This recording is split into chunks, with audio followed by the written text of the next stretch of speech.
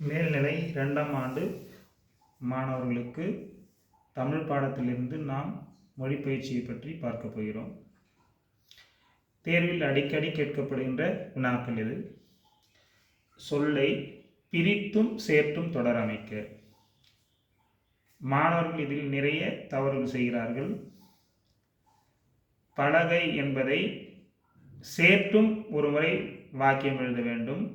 பிறகு அதை பிரித்து பொருள் தரும் வகையில் ஒரு வாக்கியம் எழுத வேண்டும்.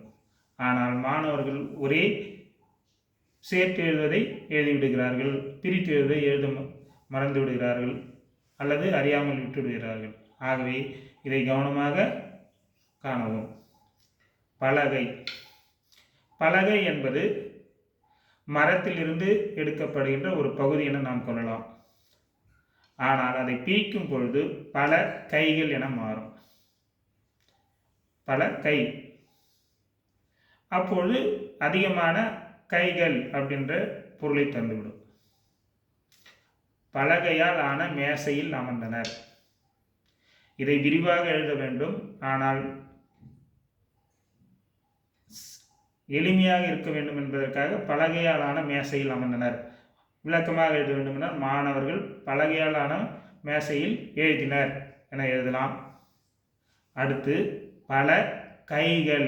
இங்கு பிரித்து எழுதுதல் வேண்டும். பல கைகள் இணைந்தால் வெற்றி உறுதி. அதேபோல் தாமரை. தாமரை என்பது குளத்தில் மலர்கின்ற ஒரு மலரை குறிக்கும். அதையே பிரித்து தா இடைவெளி விட்டு மறை என்று எழுதும்பொழுது தா என்பது தாவுகின்ற பொருளையும் மறை என்பது மானையும் குறிக்கும். சேர்த்து எழுதும்போது தாமரைகளை குளத்தில் கண்டேன். அது பிரித்து எழுதும்போது தா இடைவெளி விட்டு மறை என எழுத வேண்டும்.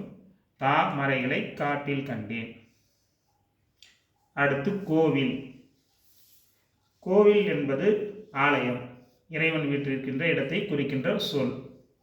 அடுத்து அதையே பிரித்து கோ வில். கோ என்பது அரசனை குறிக்கும், வில் என்பது ஆயுதம், அரசனின் வில். கோவிலில் இறைவனை கண்டேன். அருங்காட்சியகத்தில் கோ இடைவெளி விட்டு வில் என எழுதுதல் அவசியம். கோவில் கண்டேன். வெங்காயம் உணவு தாவரம், நாம் சமையலுக்கு பயன்படுத்துவோம். அடுத்தது வெம்காயம், உடலில் ஏற்படும் அதிக காயம். இங்கு பிரித்து எழுதல் அவசியம்.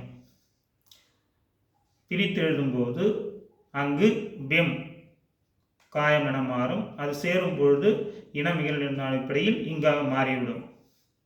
வெங்காயம் உணவுக்கு அவசியம். வீரர்களுக்கு போரில் வெம் காயம் ஏற்படும். அடுத்தது தலைமை.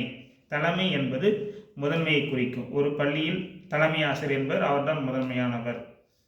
கூட்டத்திற்கு தலைமை வைத்தார், அவர் அங்கு முக்கியமானவர், அதன் குறிக்கலாம்.